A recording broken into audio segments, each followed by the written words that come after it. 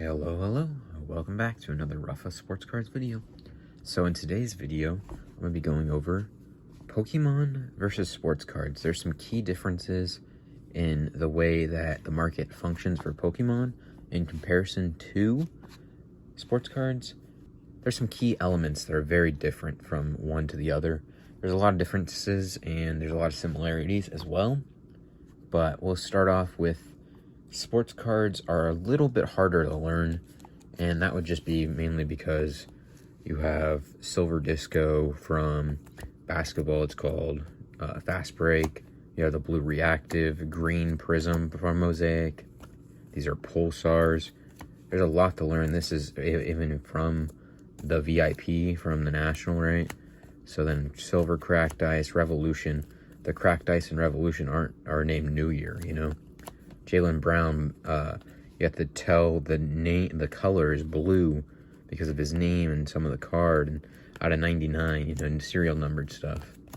But certain things like that make sports cards harder to learn. While also it's a knowledge game. So like Jaylen Brown, he just won NBA Finals MVP, and Oscar Robertson, a legend of the game. Chris Paul, also a legend of the game, still playing. Dwayne Wade, a legend of the game, but he's retired. Kevin Garnett, all-time great. There's like certain things with Pokemon. It's mainly, there's some holos, especially old school. There's holos, there was reverse holos, and then they started introducing like level X's and, you know, EX's and all that. There's certain aspects where nowadays, also it is getting more to like sports cards are, where they'll have, let me try to find one real quick.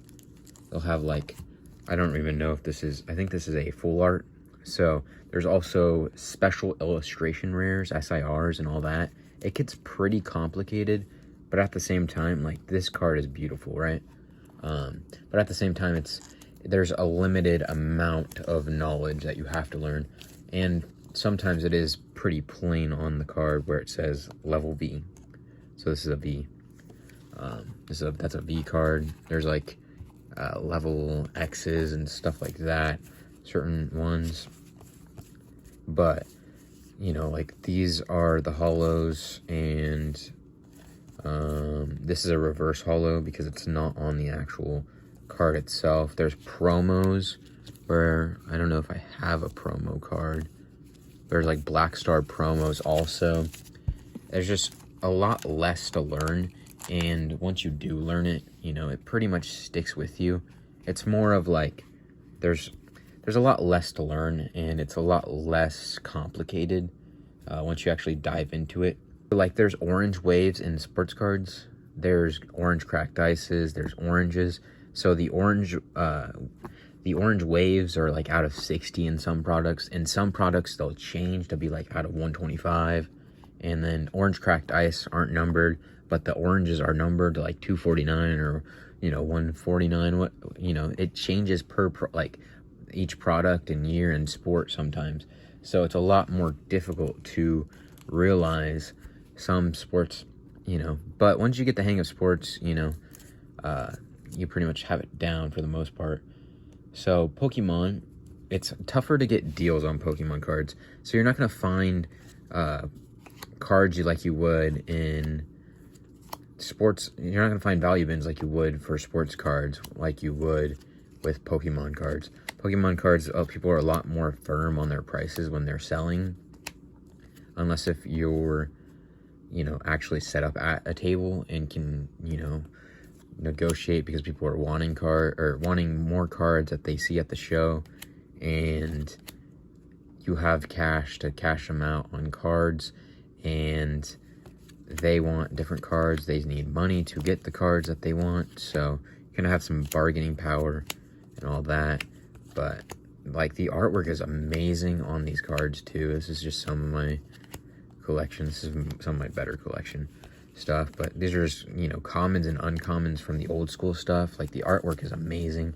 That is also another thing, is that Pokemon has illustrators where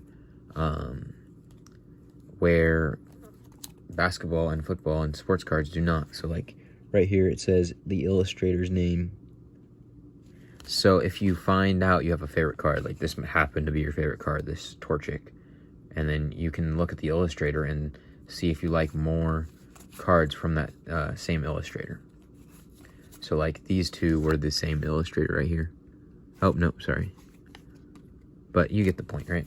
So you can look through the illustrators and find similar cards you would like, potentially. So Pokemon, it's harder to get deals. You're not gonna find value bins like you would for sports cards, where this, I believe I got this in a 50-cent bin, even. Potentially got it for $1 or so, but I'm pretty sure I got this out of a 50-cent bin.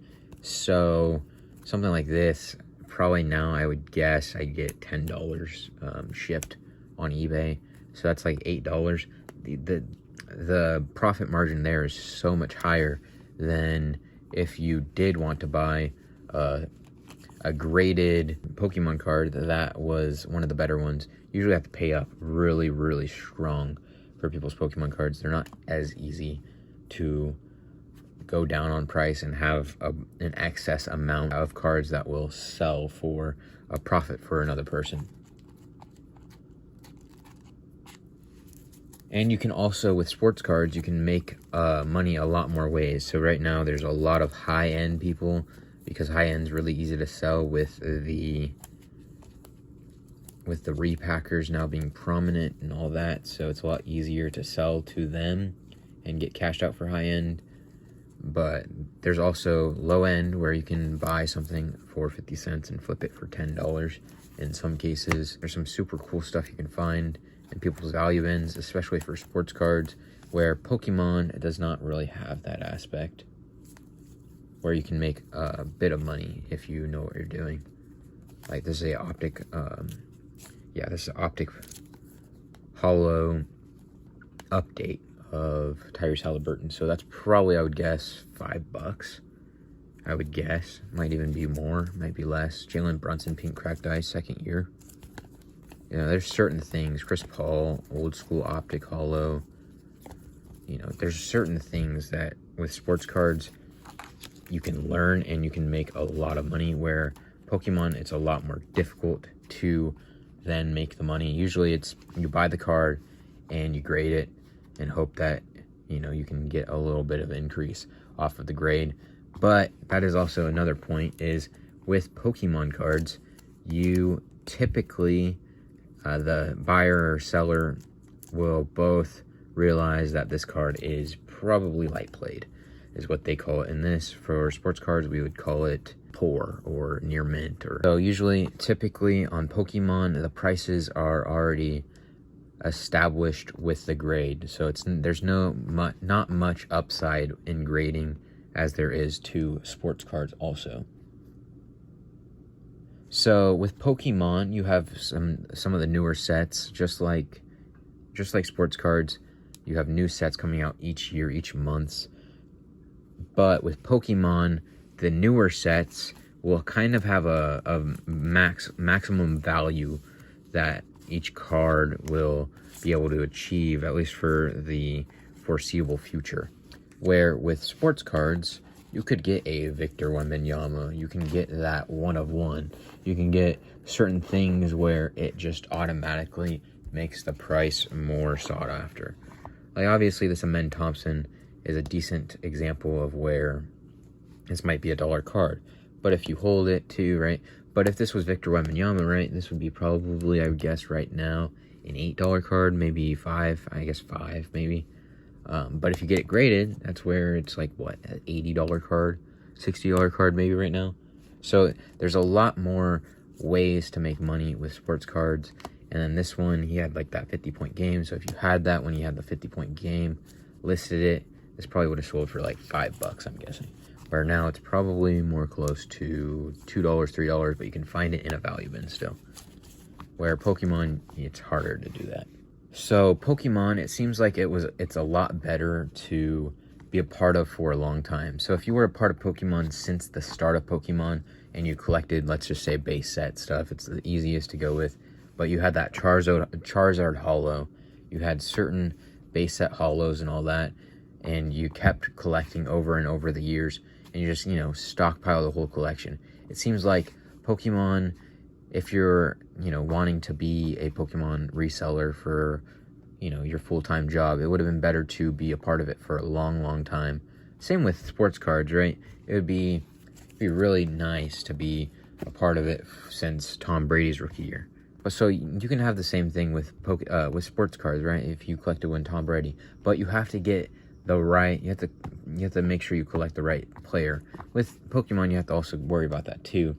But overall, it seems to kind of, depending on the card and all that. Especially if you go with the some of the hyped up cards, like if you did, Charizard was the most popular card. So if you did collect Charizards, then you'd be rolling in bank and Pokédollars, as they call it, Pokébucks. With Pokemon, it's nice and it's easy to know that if you do buy a new product and you stash it away, then you will typically see a good return on your initial investment. With sports cards, it is difficult to know what products, what years, and when to sell comparative to Pokemon. So Pokemon, you can usually just put something aside and you can just enjoy the benefits at a later date, and you have not much worry, especially if you get a set that's super popular, has some really great artwork, and has some other extra value that we're going to be talking about right now, which is where Pokemon has a competitive game established with the cards itself. So these cards they're able to be played and used in a competitive format against one another. So I could build a deck out of the cards I have right now, where I grab 3 of these cards. Obviously, you make a whole deck and all that, but I can play against someone and say, obviously it doesn't work this way, but for the Pokemon people, you battle and test your skills against one another, and they always have an intrinsic value comparative to sports cards, where with sports cards you're pretty much at the discretion of fans and the collectors too. So with sports cards, you have to, someone has to enjoy Andre Reed, where Pokemon, someone can just enjoy Pokemon and not worry about the cards, just like I have right here. I'm not worried about I love Pokemon, so I wanted to add some Pokemon cards when I went to the flea market and all that. So I added some Pokemon cards to my collection, and where sports cards, like, I'm not so attached to this Gabe Davis, but Pokemon, I know I just have, I like to collect it and all that, but I'm not worried about keeping a Mike Wallace 2013 Prism Silver, where these ones, I know I have some sort of attachment to it automatically because this is what got me into cards. But sports cards, I personally don't have that attachment with getting started in the sports card hobby or in the card hobby. Pokemon got me attached to cards, not sports cards, so I don't have much attachment to sports cards as I do with enjoying Pokemon cards. Now I enjoy sports cards a lot more than I do Pokemon, but I do love looking through especially the old artworks. Like, these are some super amazing artworks, super great designed cards, especially this old school Charmander. I think this is from Jungle. And that also gets me into another thing was, obviously, usually they have some pretty key characteristics for certain sets, and it has it on the card itself also. So if you wanted to tell what set this was from, just off of, looking at it, where would you look? Well, you'd try to find a word that you recognize, right? Prestige 2014-2015. So that's from 2014-2015 Prestige. With this one, it's a Panini Prism from 2019-2020. And then, it's a Jalen Brunson card, obviously. But Optic Rated Rookie. So this is from Optic, and this is from 2020-21. But with Pokemon, you don't have that easy to tell where it's from on any of the cards.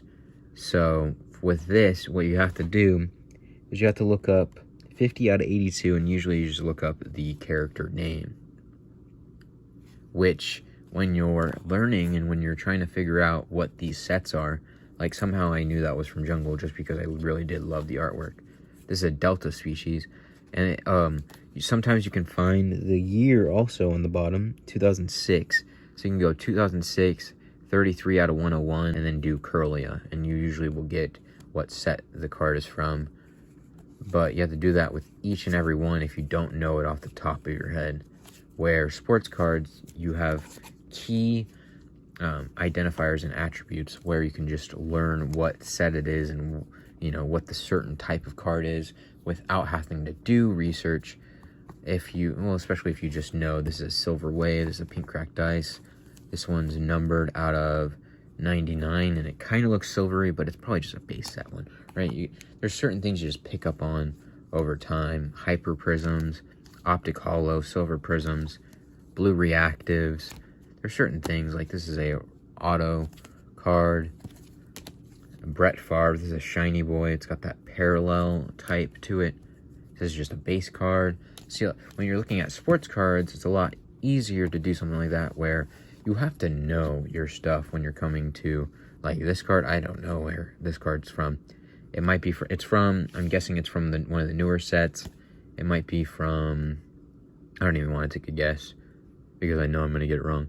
It's even from 2019. I was going to guess way earlier, so I'm not sure where that one's from. And that's all I'm able to know is that it's from 2019. It's card number 244 out of 236. And I'm not able to know what set it's from just by looking at it. Obviously, if you learn what it is and all that, and you learn the sets and you learn what card that's from, then yeah, you can tell where it's from and all that. But with sports cards, you can just look at the card. 2010, 2011 certified, Richard Jefferson, numbered as 299, blue. It's pretty easily identifiable comparative to Pokemon, where you do have to know what set it's from. And if they call these trainer arts, I'm pretty sure, or art galleries or something like that. But so yeah, and also with Pokemon, comparative to sports cards, you have a lot easier of a time to learn and replicate someone's success in comparison to sports cards, because there's a lot of different variables with sports cards, where with Pokemon cards, I could easily learn the top 50 best-selling cards and just focus on those ones just by watching, I would say, just to get a good sample size, 10 videos of vendors that deal with high-end cards. Where with sports cards, there's a lot wider of a range. You have to just know your stuff. You can't just watch 10 videos on sports cards and know what the market wants and will, actually enjoy, and, it'll attract them. But with Pokemon, you can tell what the market wants, and because usually the same cards will be hyped up and liked by more than one person and all that. There's certain aspects where there's some really amazing cards, some really rare cards also with Pokemon. So that's where that comes into play, is people want these cards. And there's a limited amount of cards that can be highly, that are highly sought after. Like this one, I'm sure there's some people that really love this card. I love the artwork on this card. Don't get me wrong, right? But it's not like it's a Charizard first base holo, right? So Pokemon and sports cards, depending how you do it, if you start selling and flipping and all that, you can do better than someone who's been doing it for a long time, depending on how you do it, and depending on how you learn, depending on how you put yourself out there, depending on how you source cards. There's a whole bunch of different ways. Sports cards, I would say, is going to be a lot easier to surpass people in the hobby than Pokemon. With Pokemon, it's a lot more easy to be a part of collecting and reselling and doing it for a full time if you've been doing it longer, because you know a lot more just naturally. Especially if you studied and you know what set each card comes from, which set has what cards that are sought after and why. When sports cards, you have a limited few cards, and you have to figure out your niche, figure out how you want to, sell the cards, figure out certain things. All right, so to conclude, Pokemon versus sports cards, it's all preference. It's all preference. Sports cards and Pokemon cards, they both have their own benefits, their own downfalls, their own things that draw people to it, things that people like better than others. Each of them have their own things. With Pokemon cards, some of the good and some of the bad, right? So you have easy to learn, you have difficult to know. So in that aspect, it's difficult to know what set this is from, difficult to know if this is a trainer art, this is a full art, this is a trainer gallery. There's certain things that's a little more difficult to pinpoint than it is a sports card, where this is a silver prism, where this is probably going to be a red numbered out of 199. Certain things where sports cards, it's a lot easier to know. Certain things about Pokemon cards is more easy to know also, like the top 50 best-selling Pokemon cards. Typically, you'll be able to sell at any function, at most functions you go to, depending on your environment, depending on your, the amount of money that people have at their disposal in your area and all that. But there's certain aspects where I think I can, learn easier Pokemon than I can learn sports cards. But now I've been doing sports cards for so long that I just, off the top of my head, know everything that I need to know with sports cards. Where Pokemon, it's a lot more difficult. You have to know your stuff. So with Pokemon cards, there's not a lot of high upside grading either. You're not going to be able to find, usually you're not going to be able to find a gem-worthy card that someone thinks is absolutely thrash. Because you can, if you're a part of the Pokemon scene, a lot of people just know what a card is going to grade. Where with sports cards, you can find gems in the rough all the time. Whether that be for grading, or whether that be for collecting, whether that be to resell. You can find gems in the rough all the time. JJ Reddicks. Like certain things, like people aren't going to be looking to grade this card in particular. Well, let's just say it was out of 25, right? And this card had a potential to 10. A Grant Hill out of 25 had a potential to 10. That's probably going to be pretty good upside, especially if you get it for, like, let's just say $10, right? If you put in $20 to grade it, that's $30 all in, just about, right? Give or take. But $30 all in to maybe, if it was out of 25, let's just do an example, out of 25, you have $30 into it, grade to 10. Now you might be able to sell that card for $100. Where with Pokemon, they pretty much factor in the price of the card based off the grade condition. So let's just say this was light played. People just look up the light played value and price their card as so. Typically, you don't see that happening in sports cards because it's all subjective grading, especially for sports cards. But Pokemon, it's easier to kind of know, like, oh, that's some whitening there. Probably wouldn't gem, is the entire thing. Obviously, with sports cards, you can tell too, especially given time and all that, but people just don't do the same value-wise they do on Pokemon cards that they do with sports cards. So which one is better?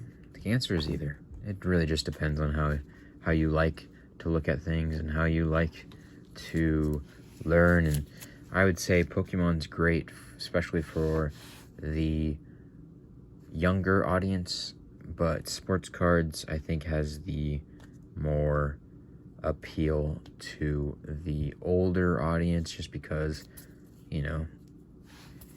someone who knows PJ Washington, they're gonna enjoy this card. Pokemon cards, a lot of people, it might be a little less, it might be more daunting to get into Pokemon cards at such an old age, but sports cards are more up their alley and all that too. So there's just really, it just really depends on who and what your goal is in collecting. If you just want to have fun and shoot, you know, collect some Pokemon cards if you like Pokemon cards only. If you like sports cards, collect some sports cards if you only like sports cards. If you want to sell Pokemon cards, learn how to sell Pokemon cards. If you want to sell sports cards, learn how to sell sports cards. It really, although there's so many minor differences and details that could be shared with one or the other, they are so similar and so different at the same time. Thank you very much for watching. I hope you enjoy the video. I hope I see you in the next one. Have a good one.